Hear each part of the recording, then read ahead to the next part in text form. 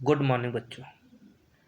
आज हम लोगों का विषय है रसखान की सवैया। आज हम लोग रसखान द्वारा लिखित सवैये का अध्ययन करेंगे। आइए प्रारंभ करते हैं कि मानुष हो तो वही रसखानी, बसो ब्रज गोकुल गाँव के ग्वारन। जो पशु हों तो कहाँ बस मेरो, चरो नित नंद की धेनु मंझारन। पाहन हो तो वही गिरि को, जो धर्यो कर छत्र पुरंदर धारन। जो खग हो तो बसेरा करो, मिली कानिंद कूल कदम्ब की डारन। रसखान कहते हैं कि इसमें सर्वप्रथम संदर्भ देखिए आप कि प्रस्तुत सवैया हमारी पाठ्य पुस्तक काव्य खंड में रसखान ग्रंथावली से संकलित सवैये नामक शीर्षक से लिया गया है। इसके रचयिता कृष्ण भक्त कवि रसखान जी है। प्रसंग: इस सवैया में कविवर रसखान ने ब्रज के प्रति अपनी असीम अनुराग व्यक्त करते हुए कहा है कि यदि मेरा दूसरा जन्म हो तो ब्रज में ही हो। मैं चाहे जिस योनि में जन्म लूं, पर ब्रज धाम में ही उत्पन्न हूं, यही मेरी इच्छा और आकांक्षा है। व्याख्या: मानुष हो तो वही रसखान, मानुष है तो वही रसखान, बसो ब्रज गोकुल गाँव की ग्वारन। कविवर रसखान कहते हैं कि यदि मैं मनुष्य के घर जन्म लूँ, मनुष्य बनूं, तो उसी ब्रज के गोकुल के गांव के ग्वाल बालों के बीच निवास करूं। क्या कहते हैं? जो पशु हैं तो कहा बस मेरो, चरो नित नंद की धेनु मंझार। यदि मैं पशु के रूप में जन्म लूं तो मेरा क्या बस है, किंतु मेरी प्रबल इच्छा यही है कि नित्य नंद बाबा के गायों के बीच में ही विचरण करूं। कहते हैं आगे कहते हैं कि पाहन हो तो वही गिर को, जो धरो कर छत्र पुरंदर धारन। कहते हैं कि यदि मैं पत्थर बनूं, यदि मेरा जन्म पत्थर के रूप में हो, अगले जन्म में मैं पत्थर बन जाऊं, तो उसी पर्वत का पत्थर बनूं जिसे भगवान श्री कृष्ण ने इंद्र का घमंड चूर करने के लिए और गोकुल को जलमग्न होने से बचाने के लिए छाते के रूप में धारण किया था। जो खग हो तो बसेरा करो, मिली कालिंद कूल कदम्ब की डाल। आए कहते हैं कि यदि मैं पक्षी बनूं अगले जन्म में, मेरा जन्म अगले बार पक्षी के रूप में हो, तो मेरी यही इच्छा है कि यमुना नदी के किनारे खड़े हुए कदम के वृक्षों की डालियों पर ही सब पक्षियों के साथ मिलकर निवास करूं। कवि रसखान अपनी इच्छा प्रकट करते हुए इस सवैये में इस प्रकार से वर्णन किए। अगला जो है, आजु गई हूँ भोर ही हों, रसखान न वही नंद के भव नहीं। वाको जिये जुग लाख करोड़, जसोमति को सुख जात कहो नहीं। तेल लगाई लगाई के अंजन भौहें, बनाई बनाई ढिठौ नहीं। डाले हमेलन हार निहारत, वारत ज्यों पुचकारत छौ। कहते हैं आज गई हुत भोरी रही हों, रसखान रही वही नंद के भव नहीं। आज गई हुति भोरी हो, रसखान वही रही वही नंद के भव में। रसखान कवि इसमें कहते हैं कि प्रसंग देखिए, इस सवैये में रसखान ने श्री कृष्ण के प्रति यशोदा के वात्सल्य प्रेम का वर्णन किया है। माता यशोदा और कृष्ण के वात्सल्य प्रेम का वर्णन करते हुए रसखान ने बतलाया है कि आज गई हुत भोरी हों।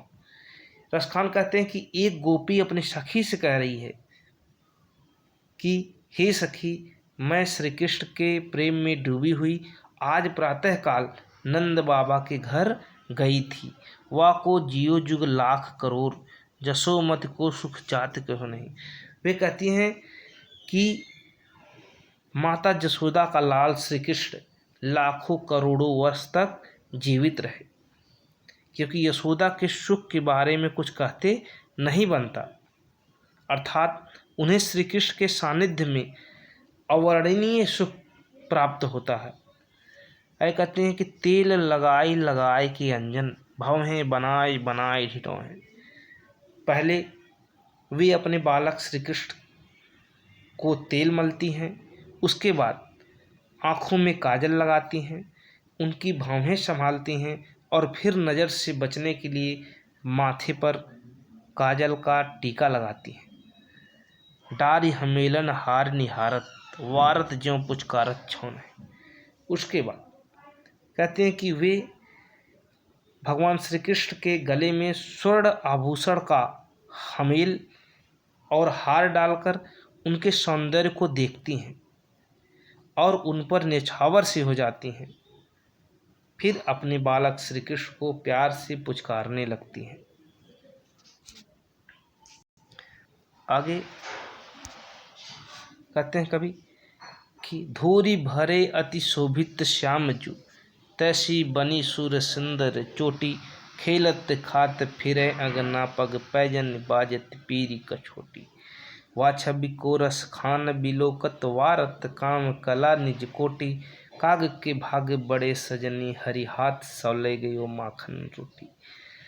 कहते हैं कि धूरी भरे अति शोभित श्याम जू, तैसी बनी सिर सुंदर चोटी। अब प्रसंग एक बार देख लीजिए। इस सवैये में रसखान ने बालक श्री कृष्ण का बड़ा ही मनोहारिक रूप का वर्णन एक गोपी के मुख से करवाया है।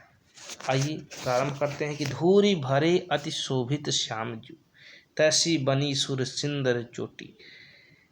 क्या नाम है, कृष्ण भक्त रसखान कहते हैं कि एक सखी दूसरी सखी से कहती है कि बालक श्री कृष्ण धूल से सने हुए अत्यधिक सुंदर लग रहे हैं। तैसी बनी सुर सुंदर चोटी, उसी प्रकार से सुंदर चोटी उनके सिर पर बधी हुई है। खेलत खात फिरे अंगना, पग पैजन बाजत पीर कछोटी। वे कहती है कि उनके पैरों में पाजेब बज रही हैं, वे पीले रंग की कछोटी पहने हुए हैं और भगवान श्री कृष्ण जी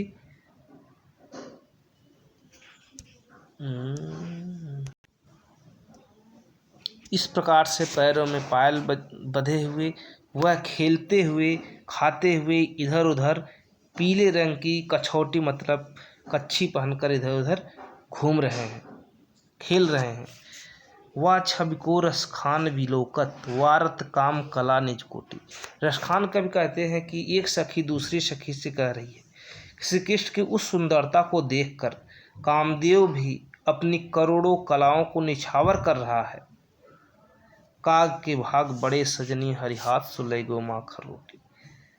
हे सखी, कौवे के भाग्य को क्या कहा जाए, वो बड़ा ही भाग्यशाली है कौवा, क्योंकि उसने भगवान के हाथ से मक्खन रोटी छीन कर ले गया।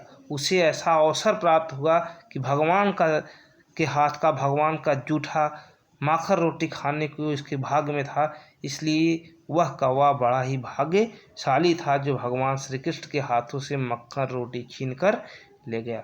इस प्रकार से एक सखी ने भगवान श्री कृष्ण का वर्णन बड़ा ही मार्मिक ढंग से प्रस्तुत किया है। आज हम लोग बस यहीं तक अध्ययन करेंगे, इसके बाद पुनः